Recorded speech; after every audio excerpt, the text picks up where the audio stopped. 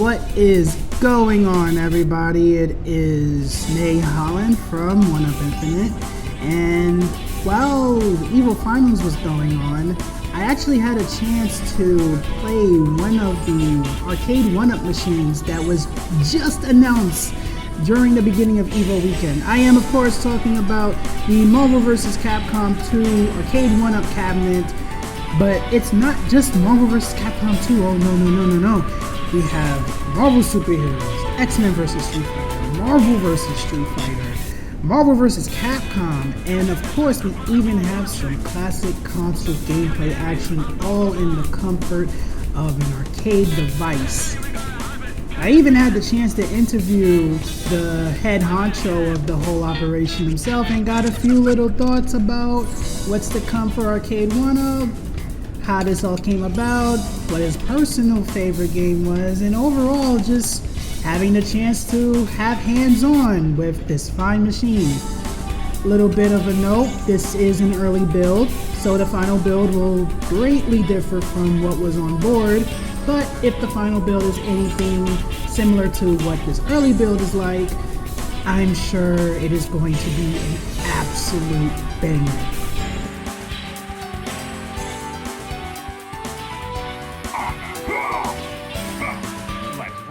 So we have Marvel baby. Marvel baby. Where's Marvel? Here's Marvel right here. Yeah.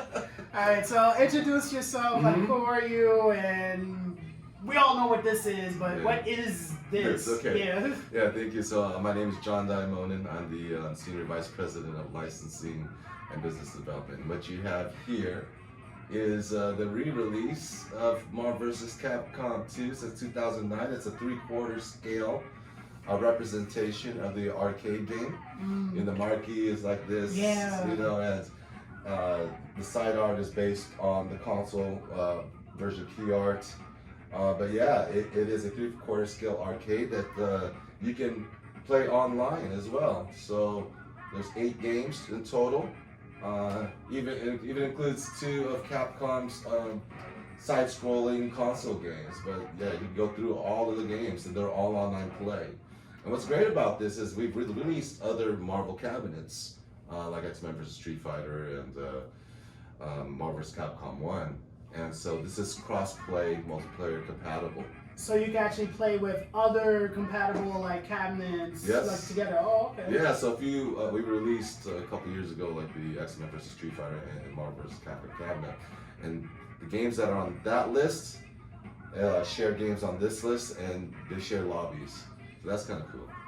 So how did this come about? Because it seems like this announcement literally came out of nowhere. Like it was like, I think like the other person that was here before me was saying like he checked his phone and all of a sudden like news was like spreading before the event even began. And I was in the same boat as well. I was like, what's going on? Like I'm on the line on the Capcom booth waiting to play Street Fighter 6 and I see this and I'm like, oh, Marvel 2 is actually having a, you know, Arcade1UP treatment. And you know, even me playing it for a little bit, it was quite solid. It was pretty much close to the arcade release. So that was the basis for that, right? Not the console version. Like you actually like used the Naomi version as the basis for this one, right? That's correct. The Naomi instead of the Dreamcast version. That's using the Naomi ROM.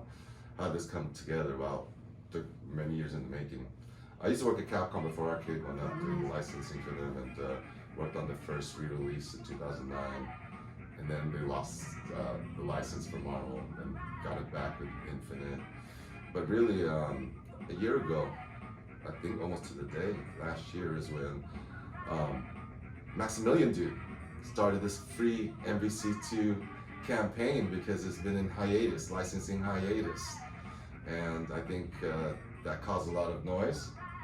And they're here at EVO, first time being public again, with the hashtag freed MVC. Freed MVC2, yeah. Freed MVC2. So yeah, so that's how it came about, you know. And I understand that this is $5.99, great deal for $5.99, and you know, people are still playing in Fightcade, which is not unofficial, but it's great that there's still a community around it. But this is going to be the only official way you can be playing this game.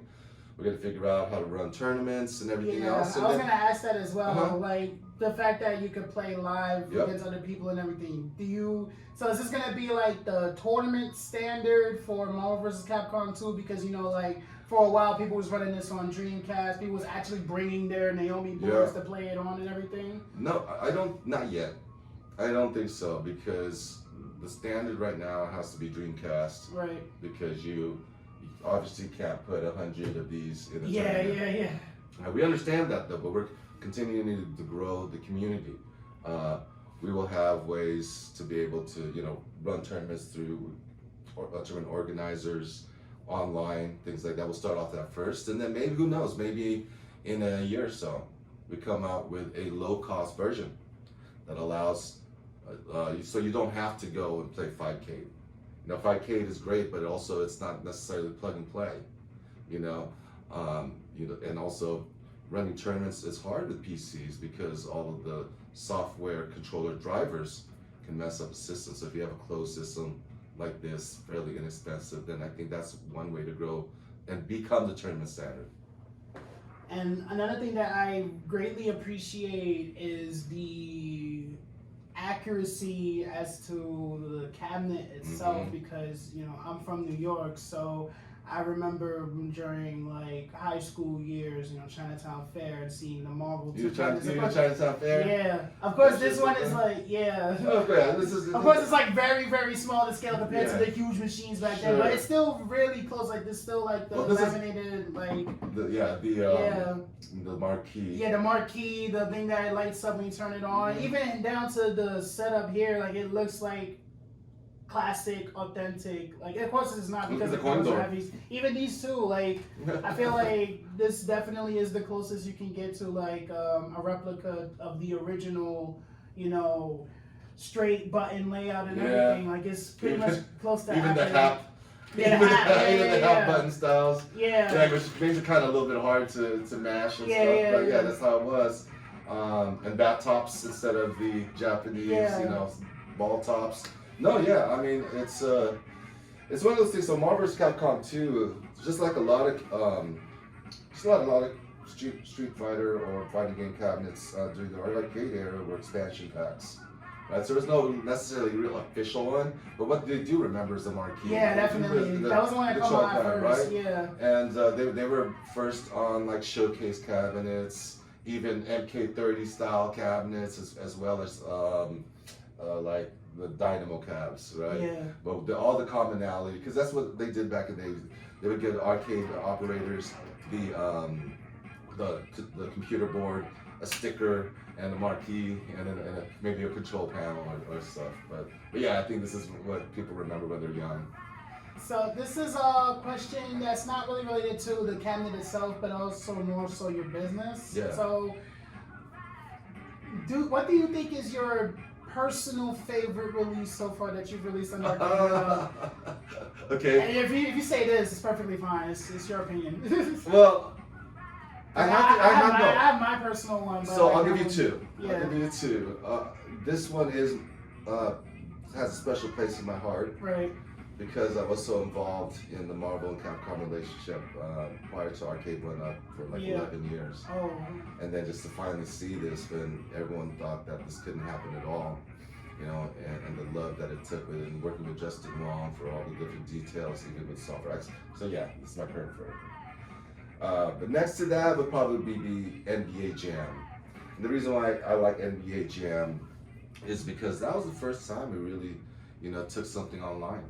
And that was a very difficult but challenging project to start with NBA Jam, because we also had to go into code and change things around because we couldn't use all the players. Yeah. But then having it to work right away. This is peer-to-peer. Which theoretically means it could live forever. You don't have services just for matchmaking and stuff like that. But I think that's what Arcade1UP we really do well is the nostalgia factor, but also taking it to the future by adding it online play. So NBA Jam, Marvel vs. Capcom 2.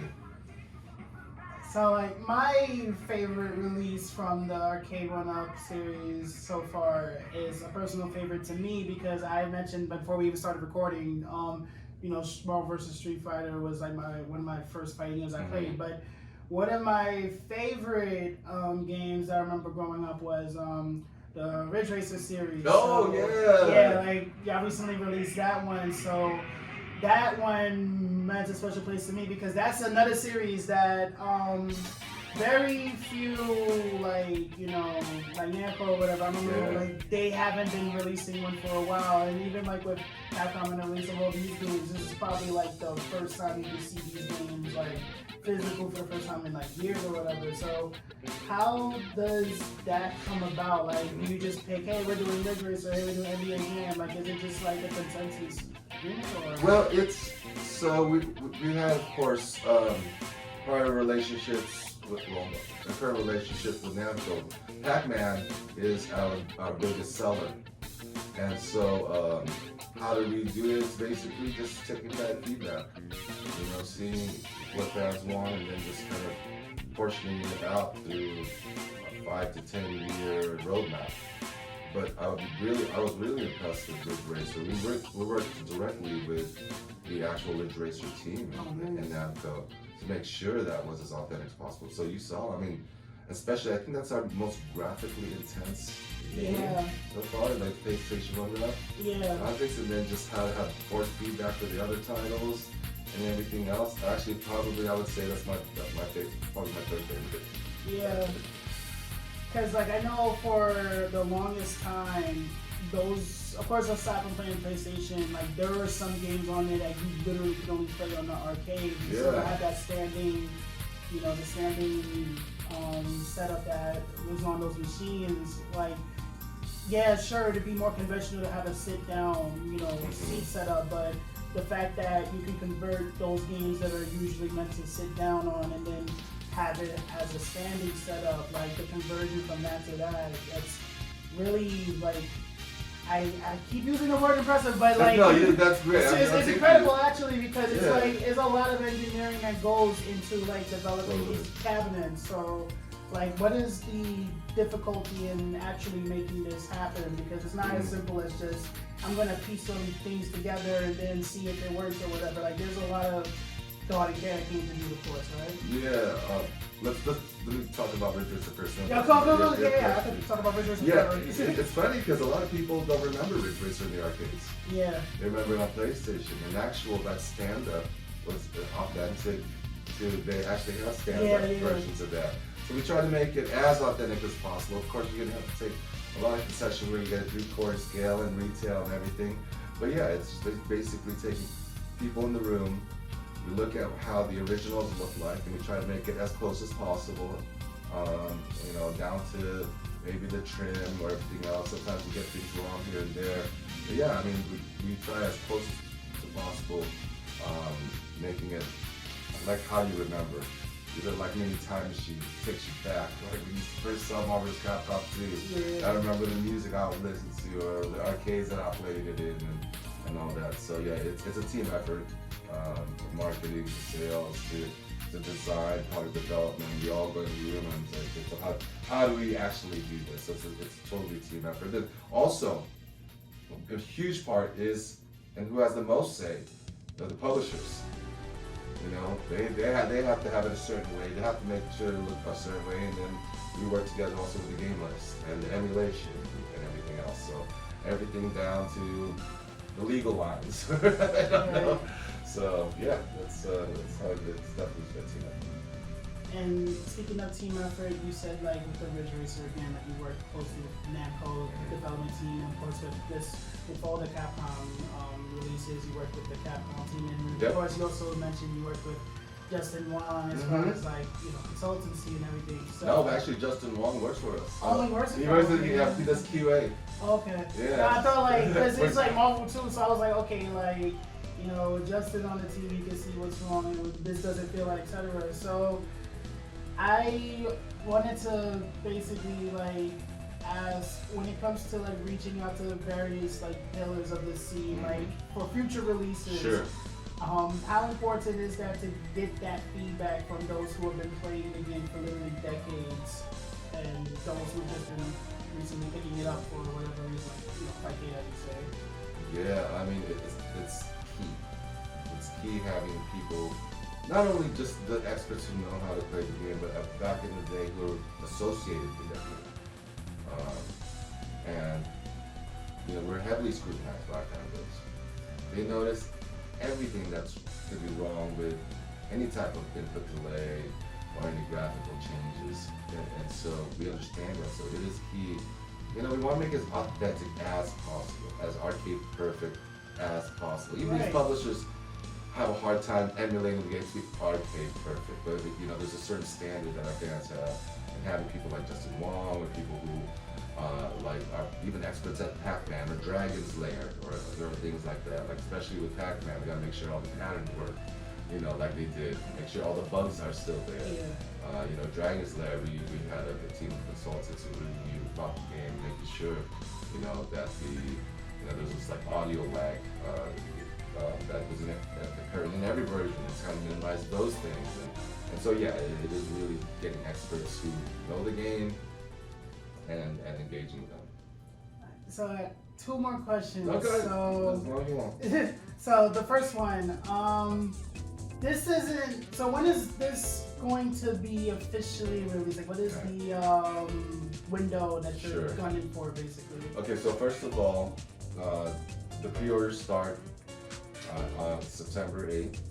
So what I would advise everyone to do is go to Arcade1UP.com under the Marvel vs. Capcom 2 section, hit the Notify Me button. You'll get an email with some cool behind the scenes and other content, but along you'll be the first ones to get notified on how to purchase the game, whether it's Walmart, Target, or directly. We're likely going to focus our direct-to-consumer base, so right on the website. So look, get that hit that notify me button at Arcade1UP.com so you can be the first to pre-order, because I'll tell you, I'm not just saying this to create some FOMO or anything, but the response to this title has been amazing. It's really good. It's really good. And I just don't think we're gonna meet demand. Yeah, it's gonna completely sell out. Probably by the end of the day, if that. Yeah, so I mean, if so other times you could maybe say, okay, I'll give it a couple months, and not for this one. Yeah. So do that, and also follow our social media channels, Arcade1UP Official, and either Twitter or Instagram, YouTube. We have a monthly show that we also do on YouTube called That One Up Show that we have official leads on. That's a few ways you can keep up with the campaign, and then likely to re-release sometime in the fall or something. Alright, and lastly, I know NDA is a thing, but... Can't say anything. Yeah, but I'll ask this instead. Is there anything that you're working on in the future, that will shape the arcade fan base to the core? I mean, this is it right here, but anything else in the future that you should warn people, hey, we got some heat coming for y'all, whatever, you think this is it, we got some more stuff coming to you. Right. Well, of course, I can't. My market people will kill me if I... Just fluff it. Don't even say anything. I'm not a PR guy, so... I guess what I'd like to see... Yeah, what would you like to see? That's a better question. What would I like to see? Doesn't mean it's gonna happen. Right. Just speculation. We just living our dreams or whatever. Just living my dreams. I would say that I'd love to work on a CBS 2 cabinet with having CBS games, even the portable game, and having some SNK games on there along with Capcom games, and maybe 12 to 14,000 that one, and the CBS 2 as being the market title. So free CBS 2 next. Free CBS 2. It's funny that they actually were promoting that this whole weekend because they had the artist from SNK. Shakiro. Yeah, Shakiro. What was the last time he actually did art for SNK? CBS 2 maybe. We don't. I think it's a hit. I think that because you had to go. So for a little bit more context, so at the Capcom booth, they had a poster But Shakiro is actually a artist for Capcom officially. Yeah. Right, and they have this beautiful art, you know, by Shakiro. Yeah. And then The SNK booth had the same thing for the other artists too. a different version of it. Yeah. So I think they gotta be hitting on something. So if fans want something like that, just like how this came about with free MVC2, let's just start the hashtag free CVS. So free CVS 2 and pre-order that hour 1 because hour 2 is gonna be gone. It's gone. September 8th. Alright. So once again, thank you so much for your time. Thank you so much for having me the opportunity to play, you know, this and I don't know how to end this, but yeah, it's been one Up Infinite with Arcade1UP. Live from EVO. Live from EVO.